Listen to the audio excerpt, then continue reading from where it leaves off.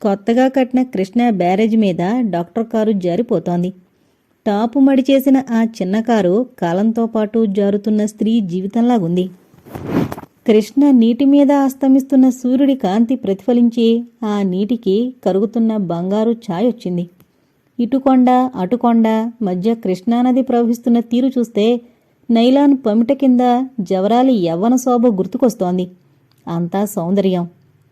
Kamakshi doctor పక్కనే కూర్చుని ఈ సౌందర్యాన్ని తనలో లయింపజేసుకోవడానికి ప్రయత్నిస్తోంది. మాట్లాడకుండా కారు నడుపుతున్న డాక్టర్ మనసులో ఒక చిన్న సైజు యుద్ధం జరుగుతోంది. అదేమిటంటే, వివాహం అంటే నమ్మకం లేని ఈ పిల్లని ఎలా వివాహానికి ఒప్పించడమా అని. తనకి వివాహమే అవ్వాలని పెద్ద పట్టుదల లేదు. కానీ పెళ్లి కాకపోతే కలిసి జీవించడానికి ప్రపంచం ఒప్పుకోదు. కామాక్షి ఇలాగే ఆలోచిస్తోంది. డాక్టర్ లేకుండా తనుండలేదు. పెళ్లి కానీయకుండా ఉండడానికి ఎన్ని చెయ్యాలో అన్నీ చేస్తాడు నాన్న. వెంకటపతి గారి కూతుర్ని డాక్టర్ మధుసూదనరావు ఉంచుకున్నాడన్న మాట ఆయనకు అట్టే అభ్యంతరం ఉండదు. పెళ్లి కాకుండా ఉండి ఆస్తి కూతురు చేయి దాటిపోకుండా ఉంటే ఆయనకంతే చాలు. కూతురు మనసులో ఎప్పుడైతే డాక్టరు తిష్టవేసి కూర్చున్నాడని గ్రహించాడో ఆ మరుక్షణం నుంచి తన జాగ్రత్తలో తను ఉండడం ప్రారంభించాడాయన. ఆ జాగ్రత్తల్లో మొదటిది, ముఖ్యమైంది కూతురు డాక్టరు కలుసుకోకుండా చూడడం. అయితే ప్రవహించిపోతున్న యవ్వన ప్రవాహానికి ఆనకట్ట కట్టడం సృష్టికర్తకే చేతగాని పని. కారు సీతానగరం గుడి ముందాగింది. డాక్టర్ దిగి ఒక కొబ్బరికాయ 2 అరటిపళ్ళు కొనుక్కొచ్చి కామాక్షి వంక చిలిపిగా చూస్తూ, పద భగవంతుణ్ణి అర్చించొద్దాం అన్నాడు. కామాక్షి కారు దిగి డాక్టర్ పక్కగా నడవడం ప్రారంభించింది. పుట్టిన దగ్గర్నుంచి ఏనాడూ ఎరుగని ఒకానొక సంతృప్తి ఆమెను ఆవరించింది. దాంతో సంతోషం పొంగుకురాగా, ఈ వాళ్ళకి ఉండవలసి సున్నా చుట్టావా ఏమిటి అని ఏకవచనంతో సంబోధించినందుకు తనలో తనే సిగ్గుపడింది. కాని ఆ ఏకవచన ప్రయోగంతో వారిద్దరూ ఎంతో సన్నిహితులయ్యారు. సీతానగరం కొండమీద నుంచి కృష్ణానది మరో కోణంలో కనిపిస్తోంది. అది చూసి టైముంటే వెళదాం అన్నాడు డాక్టర్. వాళ్ళిద్దరూ కలిసి దైవ దర్శనం చేసి అద్దాల గదికి పోయి మెట్లెక్కుతుండగా డాక్టర్ గారి పాత పేషెంట్ ఒకడు ఎదురై ఓ నమస్కారం పారేసి, పొప్పన్నానికి మమ్మల్ని పిలిచారు కాదు అన్నాడు. కామాక్షి సిగ్గుపడింది. పిలవడానికి అడ్రస్ తెలియలేదయ్యా అని ఆసామికి జవాబు పడేసి కామాక్షి వంక తిరిగి, మరీ అలా నిమిషానికి ఆడదాల్లా సిగ్గుపడితే అలా అని నవ్వాడు డాక్టర్. కామాక్షి కూడా తిరిగి నవ్వడంతో ఆ నవ్వులే పువ్వులే స్వామి నర్చించాయి. ఇద్దరూ అద్దాల గదిలో ప్రవేశించారు. పూజారి చూడకుండా కామాక్షి బొగ్గ మీద చిటుకు వేసి అద్దాల వైపు చూపిస్తూ, అలా చూడు, ఒక్క నేనే నీకు, పెక్కు నీవులు నాకు అన్నాడు. వాంఛతో కూడిన పురుష స్పర్శ ఇదే మొదటిసారి కావడం చేత ఆమెలోని నెత్తుటి నూతులన్నింటిలోనూ ఒక్కసారి చేదవేసినట్లయింది. కాని సంస్కారవంతురాలు ఉన్నతరాలైన కామాక్షి వాంఛని లొంగదీసుకుంది. కొండ అంచున ఉన్న ఆంజనేయస్వామి విగ్రహం దగ్గర ఇద్దరూ కూర్చున్నారు. అక్కడ్నుంచి కృష్ణానది చాలా అందంగా కనిపిస్తోంది. డాక్టర్ కామాక్షి వంక తిరిగి, ఇక చెప్పు, మన భవిష్యత్ ఏమిటి? మనిద్దరికీ సౌందర్యం లేనేలేదు. ఈ యవ్వనాన్ని కూడా లేకుండా చేసుకుందామంటే నాకేం అభ్యంతరం లేదు అన్నాడు. నాకెందుకో ఇవాళ సిగ్గుపడాలనిపిస్తోంది. నన్నేం అడకు. మా తల్లివి కదూ, అడిగిన దానికి సరిగ్గా జవాబు చెప్పమ్మా. తల్లేంటి నా మొహం? ఏం తల్లెందుకు కాకూడదు? భుక్తేషు మాత అన్నాడు శాస్త్రకారుడు. ఏడిశాడు. చాకరీ చేయించుకోవడానికి అదో మార్గం. సిగ్గుపడ్డదానివి మృదువుగా మాట్లాడాలి కాని ఎప్పటి కామాక్షిలాగా కట్టివిరిచి పొయ్యిలో పెట్టినట్లు అనకూడదు. చూడు, ఆ అరటిపండు తొక్క చెట్టును పట్టుకుని వికారంగా కనిపిస్తోంది. రాయేసి దాన్ని రాల్చేద్దు. బేష్, అర్జునుడు మత్స్యంత్రాన్ని కొట్టినట్లు మనకిదో అగ్ని పరీక్ష. ఏది ఆ రాయలా అందుకో. సరిగ్గా కొట్టు, నేనింకో రాయి అందుకోలేను. చూసావా మరి, అన్నింట్లో మన గురి సరిగ్గానే ఉంది, ఒక్క దాంట్లో తప్ప. దాంట్లోనూ సరిగ్గానే ఉంది. కాకపోతే మా నాన్న ద్రుపద మహారాజు కావడానికి నిరాకరిస్తున్నాడు. అప్పుడు మనం రుక్మిణి కృష్ణుల్లాగా మారి మీ నాన్నని కుండిన నగరాధిపతిని చేద్దాం. ఏడ్చినట్లుంది. మనం చేస్తే ఆయన కావద్దు. అందుకని ఇప్పుడేమంటావు అని సూటిగా అడిగాడు డాక్టర్. కామాక్షి నిరతురాలైంది. కొన్ని నిమిషాలు మాట్లాడలేదు.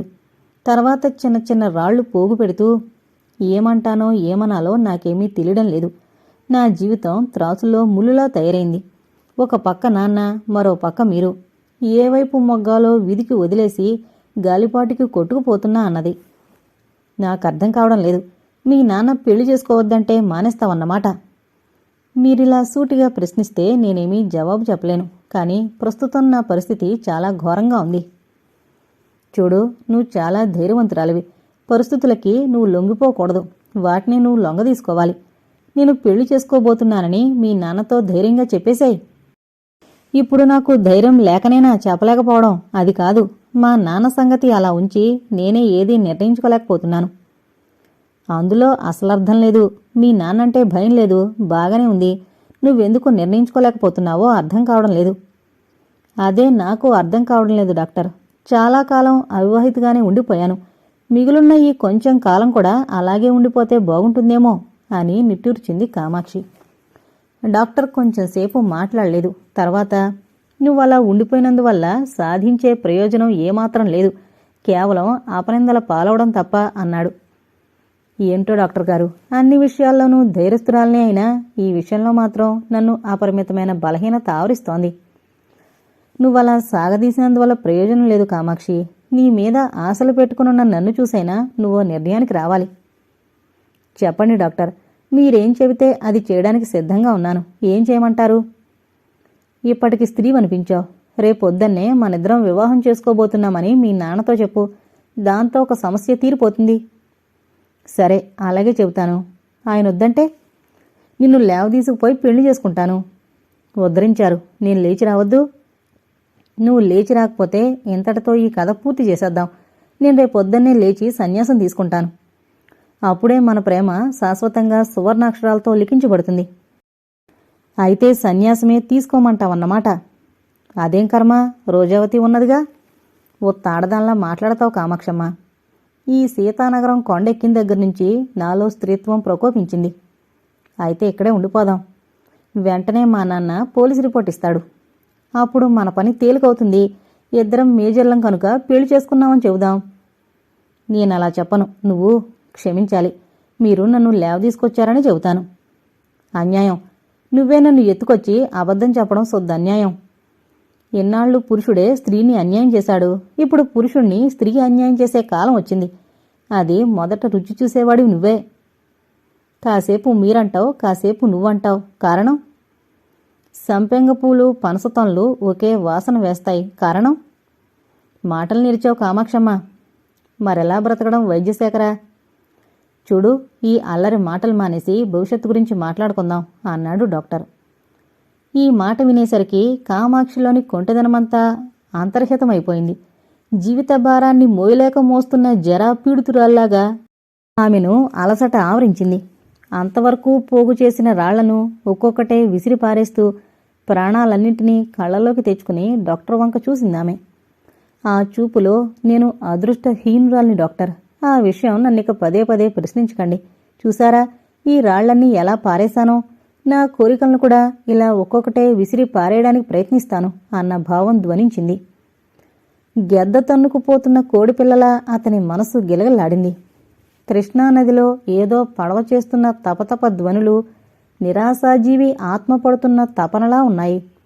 ఘోరమైన నిస్పృహల చీకటి ఆవరించింది. డాక్టర్ ఒక నిట్టూర్పు విడిచి, భవిష్యత్ అనేది నువ్వులాంటిది కామాక్షి. అదృష్టం అందులో నీరు. విధి ఆ నీటిని కదుపుతుంటే తొంగి చూస్తున్న మన ప్రతిబింబాలు మసక వేస్తాయి. ట్రాజెడీ ఏమిటంటే ఆ నీరు అనుక్షణము కదులుతూనే ఉంటుంది. అది తెలిసి కూడా నా బోటివాడు తన ప్రతిబింబాన్ని చూసుకుందామని నూతి గట్టుదాకా వెళతాడు. కానీ ఏం లాభం? కలకలైన ఆ బురద నీటిలో అతని ప్రతిబింబం విరిగి ముక్కలైపోతుంది. దాంతోపాటు అతని హృదయం కూడా. పద, ఇక పోదాం అని లేచాడు. కామాక్షి కూడా యాంత్రికంగా అతని వెంట నడిచింది. అదృష్టాన్ని జారు విడుచుకుంటున్నావే దౌర్భాగ్యురాలా అని ఆమె అంతరాత్మ చేసే గోల భరించలేక దాని పీక పిసికి అవతల పారేసి చేతులు దులుపుకుని కారులో పోయి కూర్చుంది. మహాలక్ష్మమ్మ బొమ్మతోనే మతిపోతుంటే దాని పక్కన వేలాడుతున్న ఆ శ్మశాన చిత్రం ఏకంగా పిచ్చెక్కిస్తోంది అన్నపూర్ణకి. మహాలక్ష్మమ్మగారు పోయిన దగ్గర నుంచే శంకర్రావు గారి ప్రవర్తన పూర్తిగా మారిపోయింది.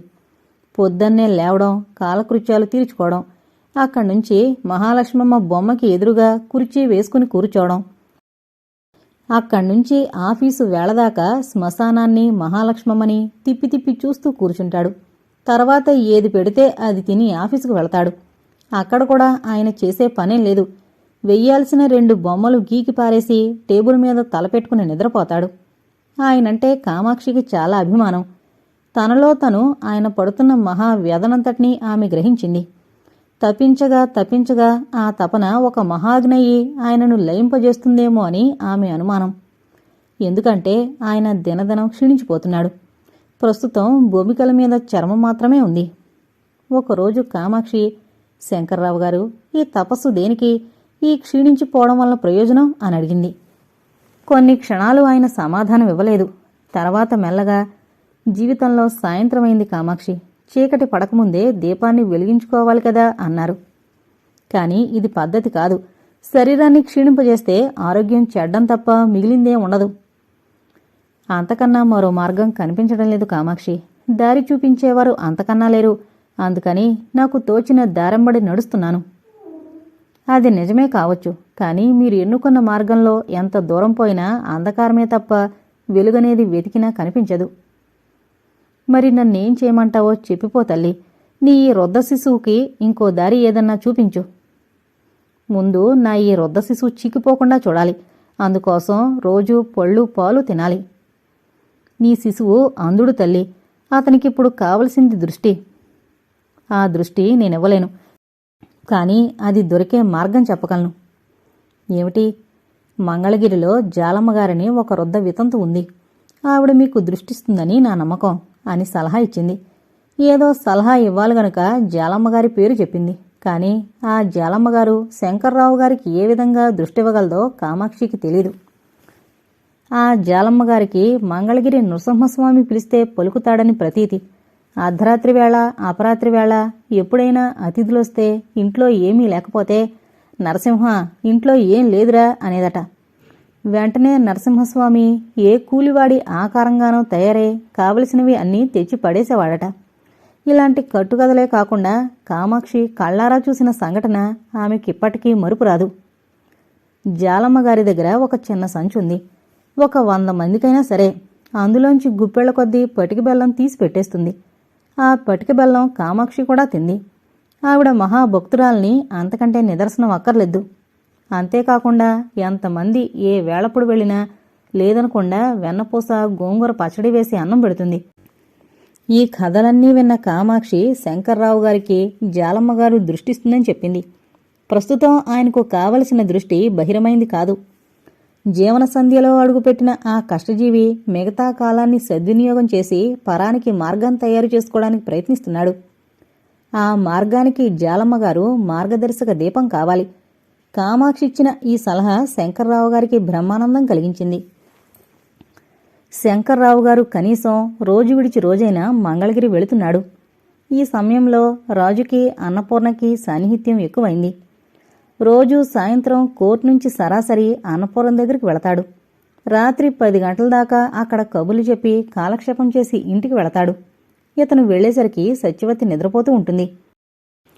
రాజు అన్నపూర్ణతో ఆ విధంగా ఉంటున్నందుకు సత్యవతి విచారించలేదు సరికదా, కాస్తో కోస్తో ఆనందించింది కూడా. పని మనిషి పుణ్యమా అని నాటుసారా తాగి 9 గంటలకల్లా మంచం మీదకు చేరుతుంది. అక్కడ్నుంచి తెల్లవార్లు ప్రపంచం మునిగిపోయినా మెలకువ రానంత గాఢంగా నిద్రపోతుంది.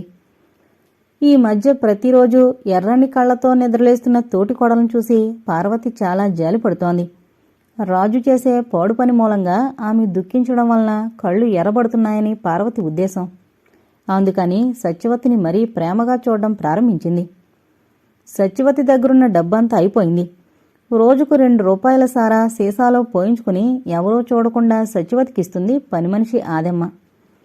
2 రూపాయలకి అది తెచ్చేది స్పిరిట్ గాని సారా కాదు. అగ్నిలా మండిపోతూ కంఠం దిగే ఆ పదార్థాన్ని ఆప్యాయంగా తాగే సత్యవతిని చూసి తనలో తనే నవ్వుకుంటుంది ఆదెమ్మ. అది ముందే సగం తాగి నీళ్లు కలిపి తెస్తుంది. అది తెచ్చిన నీళ్లే సత్యవతికి అమృతంలా ఉంటాయి. అమ్మగారి పుణ్యమా అని ఈ మధ్య ఆదెమ్మ కూడా కాస్త గొంతు తడుస్తోంది. ఆదెమ్మ మొగుడు చంద్రయ్య రిక్షాలాగుతాడు. అద్దెపోగా మిగిలిన డబ్బులతో కాటన్ మార్కెట్ ఆడతాడు. అందులో ఓడిపోయి ఇంటికొస్తాడు. ఆదెమ్మ 4 తిట్టి పాచి పనిచేసి తెచ్చిన అన్నం గిన్నెలో పడేస్తుంది. అది పెట్టిన అన్నాన్ని తిట్లని కూడా కిమ్మనకుండా తిని కుక్కి మంచంలో పడి నిద్రపోతాడు. ఎన్నాళ్ళనుంచి బ్రాకెట్లు ఆడుతున్నాడు గాని ఏనాడు వాడు గెలవలేదు. ఇవాళ సారా తెమ్మని ఆదెమ్మ డబ్బు ఇవ్వలేదు. తనడిగితే అమ్మగారి దగ్గర డబ్బు అయిపోయింది అని సమాధానం చెప్పింది. అమ్మగారు సారా తెమ్మనిచ్చిన డబ్బులో తను రూపాయి మిగిల్చుకుని రూపాయిన్నర సారా తెచ్చి ఆదెమ్మకిచ్చేవాడు. అందులో కొంత అది తాగేసి కాసిన్ని నీళ్లు కలిపి అమ్మవారికిచ్చేది. ఏమీ తోచక రిక్షా వేసుకుని బయలుదేరాడు చంద్రయ్య. స్టేషన్ నుంచి జనం గుంపులు గుంపులుగా వస్తున్నారు. ఏదో రైలు వచ్చినట్లుంది. సగం కాల్చిన బీడి ముక్క కార్పి పదిలంగా చెవులో దోపుకుని బేరం ఏమన్నా తగులుతుందేమోనని రిక్షా తొక్కుకుంటూ బయలుదేరాడు చంద్రయ్య. ఇంతలో ఒక విగ్రహం చంద్రయ్యని రాచుకుంటూ నడిచి మళ్లీ వచ్చి రిక్షాలో ఎక్కి కూర్చుంది. చంద్రయ్య మాట్లాడకుండా రిక్షా తొక్కడం ప్రారంభించాడు. కృష్ణా బ్యారేజీ, సీతానగరం వెనక్కిపోయాయి. రాత్రి 11 కావస్తోంది.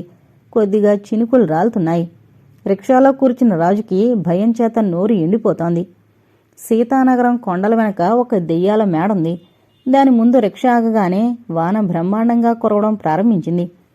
ఈ వయసులో ఉన్న అయ్యగారు ఎవరో అమ్మగారిని కలుసుకోవడానికి వచ్చాడు కాబోలు అనుకున్న చంద్రయ్య రిక్షా ఒక పక్క నిలిపి వసారాలో ఓ పక్క కూర్చుని చెవిలోంచి బీడీ తీసి ముట్టించాడు. ఆ చుట్టుపక్కల నరసంచారం అంటూ లేదు.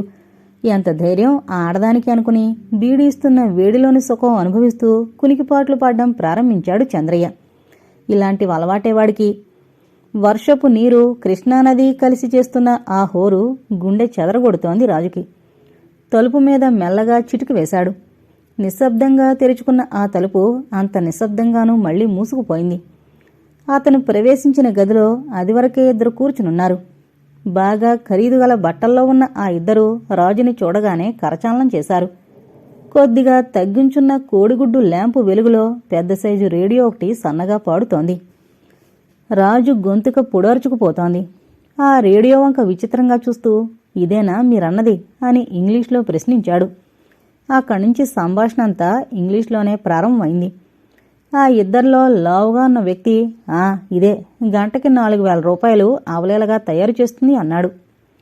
రాజు ఆశ్చర్యపోయాడు. గంటకి 5-6 వేల దొంగ నోట్లు. ప్రపంచంలో ఏ వర్తకుడు సంపాదించలేనంత మొత్తం. దాని దగ్గరగా వెళ్లి అటు ఇటు తిప్పి, ఏది ఒకసారి చూపించండి అన్నాడు రాజు. ఆ లావాటి వ్యక్తి దాని దగ్గరికి వెళ్లి 10 రూపాయల కాగితం సైజులో ఉన్న తెల్ల కాగితాన్ని టైపు మిషను పైభాగంలో ఉన్నట్లున్న ఆ యంత్రానికి చుట్టి బ్యాటరీ తగిలించాడు. బజ్జమన్న శబ్దంతో 10 క్షణాల్లో ఆ కాగితం యువతల పడింది. అది చూసి రాజుకి ఆశ్చర్యంతో నోటమాట రాలేదు. తన జేబులోంచి ఇంకో 10 రూపాయల కాగితం తీసి దాన్ని దీన్ని దగ్గర పెట్టి చూశాడు. ఎంతో నిపుణుడైతే తప్ప భేదం కనుక్కోవడం చాలా కష్టం. అయితే ఇప్పుడేం చేద్దామంటాం ముఖర్జీ అన్నాడు రాజు. ఆ లావాటి అతని పేరు ముఖర్జీ, బెంగాలీ. అతను మద్రాసులో రాజుతో పాటు చదువుకున్నాడు. అతని పక్కనే ఉన్నతను నటేశం అనే తమిళుడు. వీళ్ళిద్దరూ దొంగ నోట్ల తయారీలో ఘనులు. 3 రోజుల కింద ముఖర్జీ రాజుకి ఉత్తరం రాశాడు. ఆ ఉత్తరం చూడగానే మిత్రుడు వస్తున్నందుకు రాజు నిజంగానే ఆనందించాడు. కాని ప్రస్తుతం ఆశ అతన్ని పీడిస్తోంది.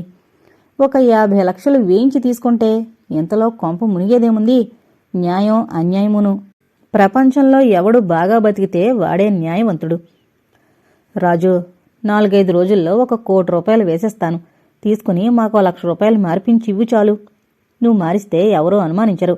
కారణం డబ్బు గలవాడివి కనుక. ప్లీజ్ ఈ మాత్రం సహాయం చెయ్యి అన్నాడు ముఖర్జీ.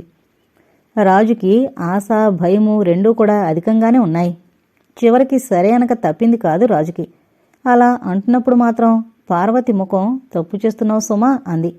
లేదొదినా, బ్రతకడం నేర్చుకుంటున్నాను. నువ్వేంటి ప్రతిదానికి అడ్డొస్తావు నాకు అని కసురుకున్నాడు. అరగంట తర్వాత కృష్ణా బ్యారేజీ మీద రిక్షా పోతుండగా చంద్రయ్య మనస్సు ఉండబట్టలేదు.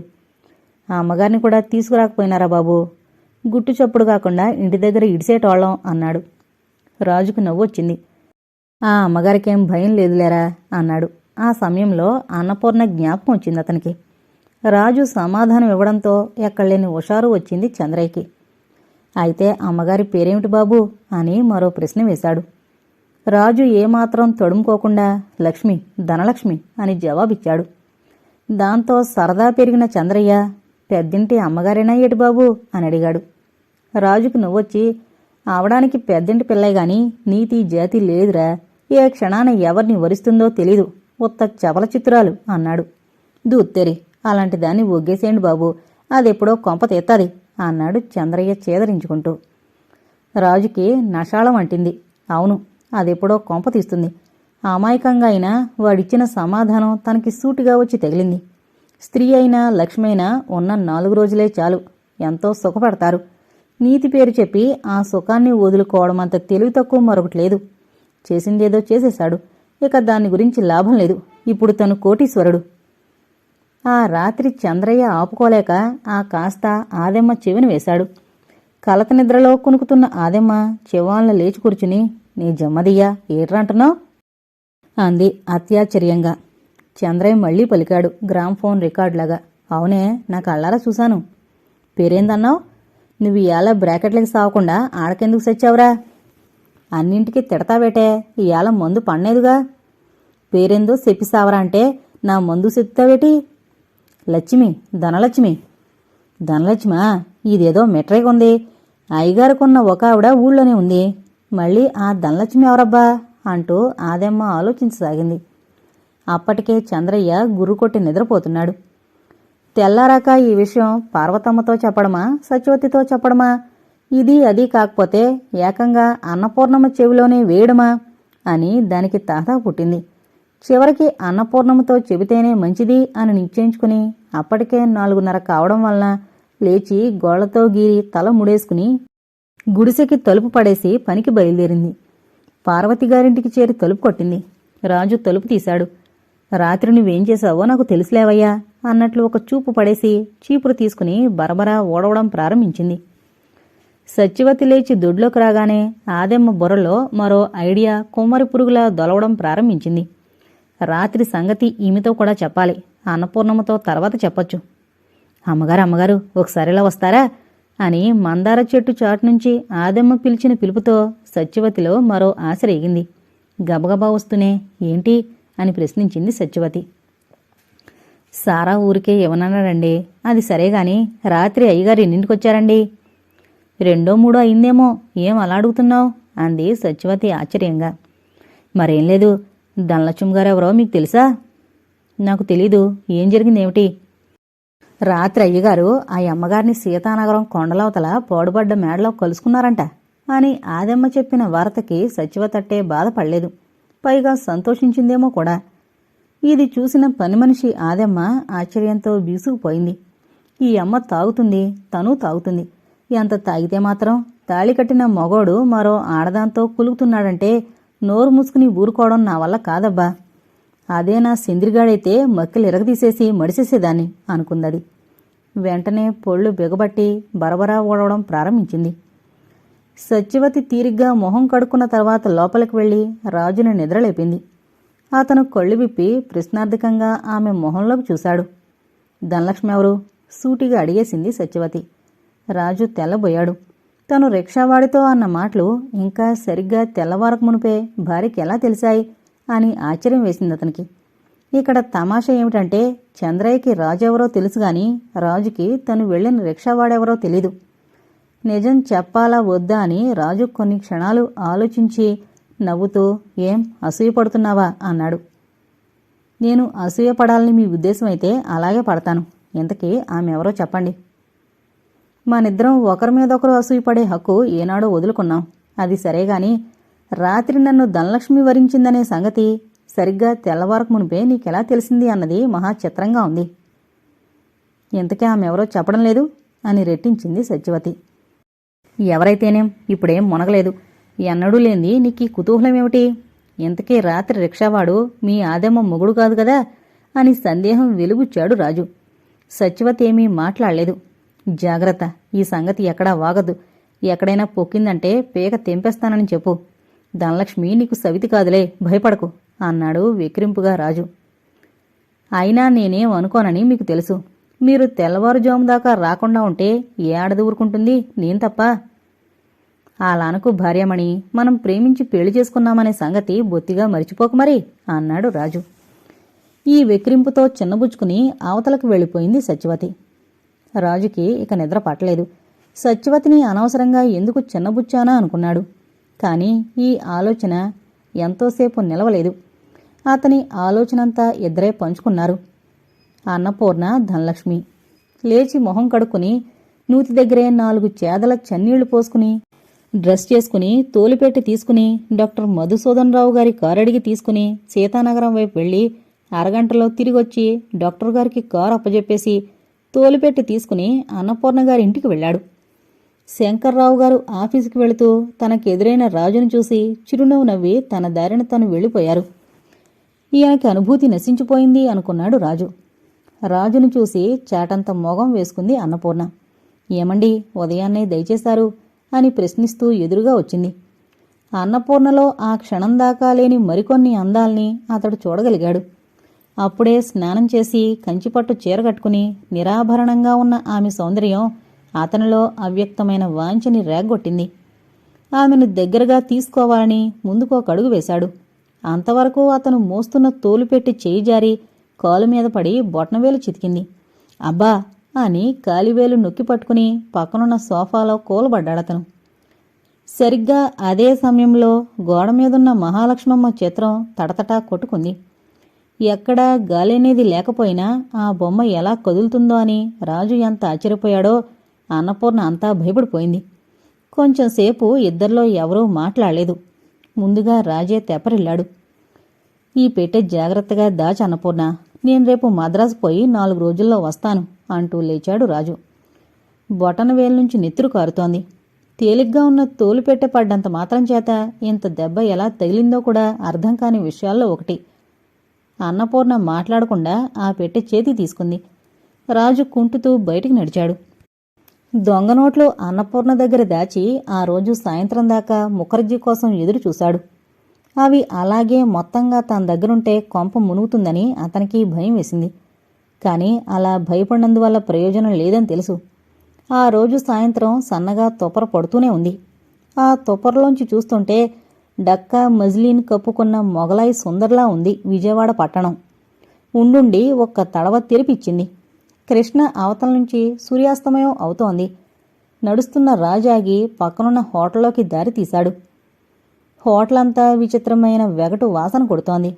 ప్లేట్ల చప్పుడు, సర్వర్ల కేకలు, రకరకాల తినుబండారాల వాసన కలిసి ఆ వాతావరణమే విలక్షణంగా ఉంది. రాజు కాఫీ తాగుతున్నవాడు ఉలిక్కిపడి హిందూలో పడ్డ వార్త ఎవరో చదువుతోంది ఆసక్తిగా వినడం మొదలుపెట్టాడు. విజయవాడలో దొంగనోట్ల తయారీ, ముఖర్జీ అనే బెంగాలీ అతని అరెస్ట్, దానికి సంబంధించిన యంత్రాన్ని కూడా విజయవాడ సిఐడి శాఖవారు వశపరుచుకున్నారు. ఈ వార్త పూర్తిగా వినేసరికి రాజుకి గుండెల్లోంచి దడ ప్రారంభమైంది. తన చుట్టుపక్కలున్న ప్రతి వ్యక్తి అతని కంటికి సిఐడి లాగానే కనిపించసాగారు.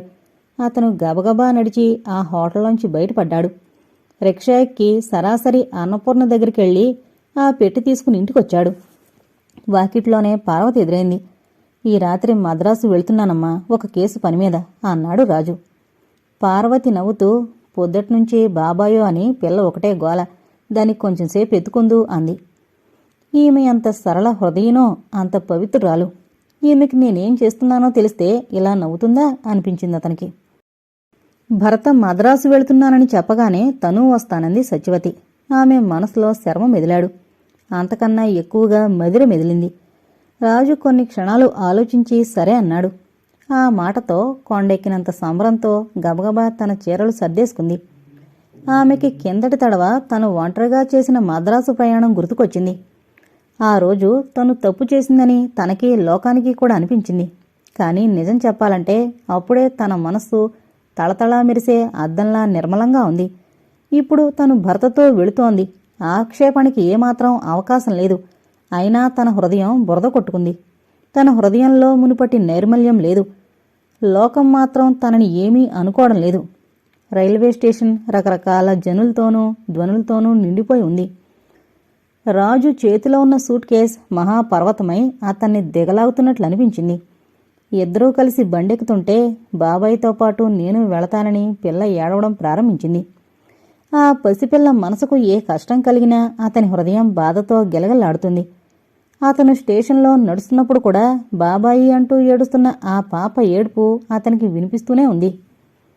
త్వరగా వచ్చేయండి, లేకపోతే పిల్ల బెంగ పెట్టుకుంటుంది అని మరీ మరీ చెప్పింది పార్వతి. ఆ మహా ఇల్లాల్ని తను మోసం చేస్తున్నాడు. తనని తల్లి కంటే అధికంగా పెంచింది. ఆదర్శ యువకుణ్ణి చెయ్యాలని ఎన్నో కలలు కంది.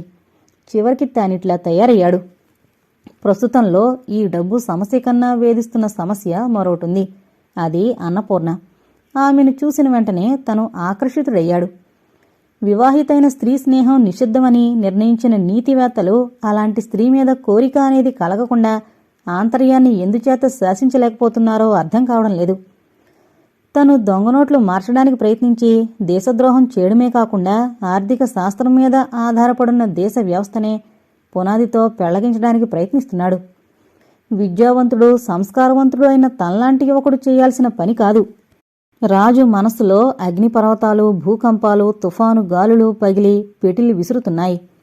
ఈ పెట్టె తనకెక్కడో దొరికిందని ఇచ్చేయొచ్చు, కానీ ₹1,00,00,000 ఇందులో ఉన్నాయి.